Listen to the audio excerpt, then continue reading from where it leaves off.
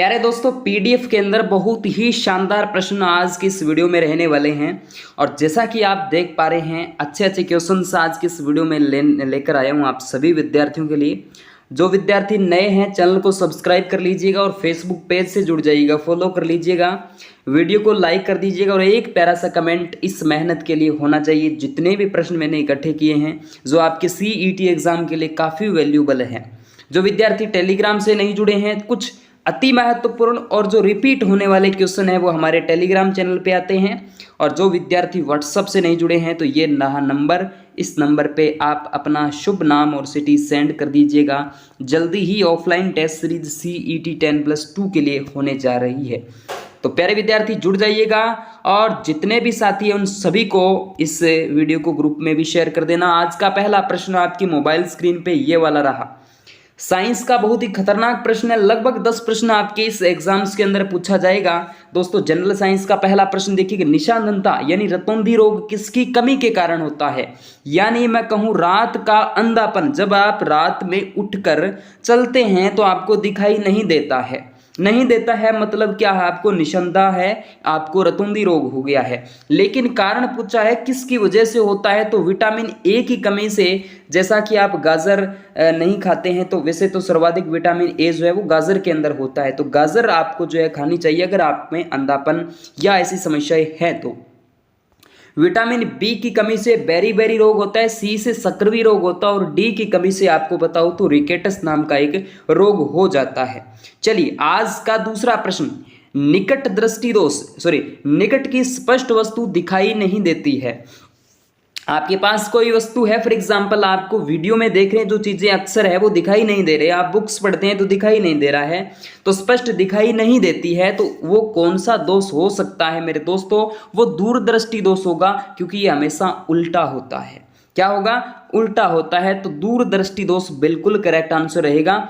एक पीढ़ी से दूसरी पीढ़ी में अनुवांशिक सूचना यानी जेनेटिक इंफॉर्मेशन का स्थानांतरण पूरा किया जाता है। वेरी इजी क्वेश्चन है दोस्तों। ये किसके द्वारा होता है? DNA के द्वारा। डीऑक्सीराइबो न्यूक्लिक अम्ल की जब भी बात आ जाए तो करेक्ट आंसर रहेगा ये वाला। चलिए, शरीर में हीमोग्लोबिन का काम क्या होता है? हीमोग्लोबिन बोले तो रक्त, हीमोग्लोबिन का कार्य पूछा है। क्या काम होता है मेरे दोस्त? ऑक्सीजन का परिवहन करना, ट्रांसपोर्टेशन ऑफ ऑक्सीजन, ऑक्सीजन का परिवहन करना होता है। किस रोग के प्रतिरोधी के लिए किस रोग के प्रतिरोध के लिए BCG का टीका जो है वो लगाया जाता है? BCG का टीका खसरा रोग। सारे के सारे प्रश्न अति महत्वपूर्ण हैं, आपके एग्जाम के अंदर छप सकते हैं, याद रखिएगा। चलिए, खाद्य संसाधन तथा संचय द्वारा कौन से पोषक अधिकांश रूप से प्रभावित होते हैं? शायद प्रश्न थोड़ा सा अटपटा आपको लगा होगा कि खाद्य संसाधन और संचय द्वारा कौन से पोषक अधिकांश रूप से प्रभावित होते हैं? दोस्तों, वसा जो है वो बड़ी प्रभावित होती है। अच्छा, ये वाला प्रश्न बता दीजिए कि पौधे जो होते हैं वो श्वसन करते हैं, किसके माध्यम से करते हैं? दोस्तों, ये दोस्तों पत्तियों के द्वारा ही तो श्वसन करेंगे, क्योंकि फोटोसिंथेसिस आपने सुना होगा, प्रकाश संश्लेषण की क्रिया के द्वारा, यानी पत्तियां जो है वो आपके श्वसन करते हैं। चलिए, यदि लेंस द्वारा देखने पर अक्षरों का आकार छोटा दिखाई देता है तो लेंस क्या होगा? प्रश्न को दोबारा सुनना कि लेंस द्वारा देखने पर अक्षरों का आकार जो साइज है वो क्या हो जाता है? मिनिमम यानी छोटा हो जाता है, स्मॉल हो जाता है। तो दोस्तों क्या हो जाएगा इसके अंदर? आपका कौन सा लेंस हो जाता है दोस्तों? ये अवतल हो जाता है। अवतल, उत्तल नहीं, अवतल लेंस हो जाएगा। चलिए, निम्नलिखित में से कौन सर्वाधिक जलन उत्पन्न करता है? जलन उत्पन्न करता है दोस्त, कौन करता है? वाष्प करती है। वाष्प में आप जैसे देखते हैं तो इनमें से पूछा है, ठीक है। एलिजा परीक्षण, बहुत खतरनाक प्रश्न दोस्तों, बहुत खतरनाक प्रश्न है, कई बार एग्जाम्स के अंदर रिपीट हो जाता है, एड्स के लिए किया जाता है एलिजा परीक्षण, ठीक है, एलिजा टेस्ट। चलिएगा, इसके बाद अगला प्रश्न, सूची 1 और 1-2 प्रश्न तो आपको सूची वाले मिलते हैं। और इंडिया जीके देखिएगा, इसमें आपका कूट दे रखे हैं क्या? अच्छा, कूट भी आपको दे रखे हैं, बिल्कुल। तो इसके अंदर आपको कूट दे रखे हैं, देखिएगा। एलोरा की जो गुफाएं हैं वो राष्ट्रकूट में हैं, बिल्कुल ठीक है। खजुराहो के मंदिर की बात करें, यानी ए का तीसरा होना चाहिए, ए का दूसरा होना चाहिए क्या, देखते हैं अभी। ए का दूसरा हो जाएगा, ठीक है। अगर ए का मैं दूसरा कहूँ यानी ये ऐसा हो जाएगा एलोरा गुफाएं राष्ट्रकूट, ठीक है। उसके बाद अगर देखा जाए तो यहाँ से आप देख सकते हैं बी का तीसरा हो जाएगा, बी का तीसरा बिल्कुल हो जाएगा महाबलिपुरम की बात करें तो पलवल की बात आ जाएगी। और इसके बाद बात करें यहाँ से अगला जो आपका है सी का फर्स्ट हो जाएगा, सी का फर्स्ट की बात करते हैं तो मीनाक्षी मंदिर सक और खजुराहो चंदेल। तो ये आपका 11वां, इसमें हम एक जो है नंबर है वो इसको करेक्ट आंसर कर सकते हैं। उसके बाद सूची 1 को सूची 2 के साथ एक बार पुनः मिलान करना है आपको।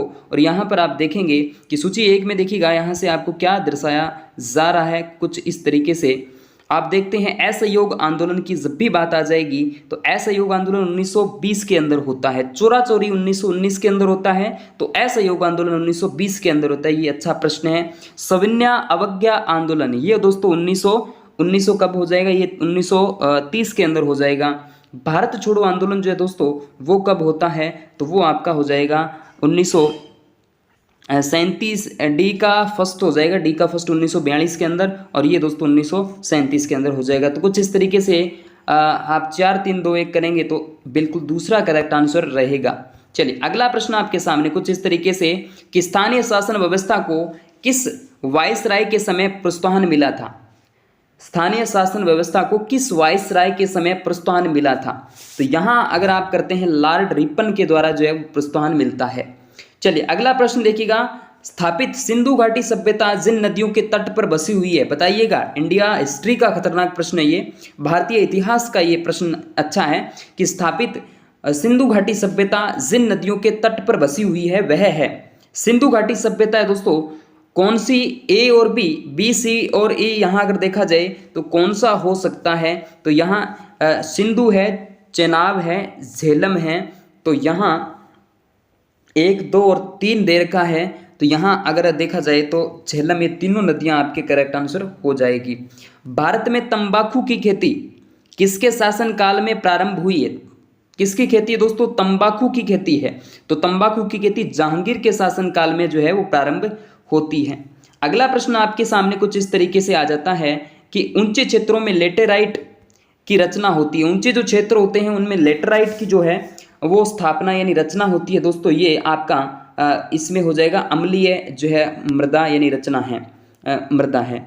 भारत में मानक समय कितने देशांतर का स्थानीय समय है, ये अच्छा प्रश्न शायद आता होगा, वैसे तो सिंपल है, अगर किसी ने पढ़ा है तो उसके लिए सिंपल ही हो जाएगा। 18वें नंबर का दूसरा यानी 82.5 पूर्वी देशांतर बिल्कुल करेक्ट आंसर हो जाएगा।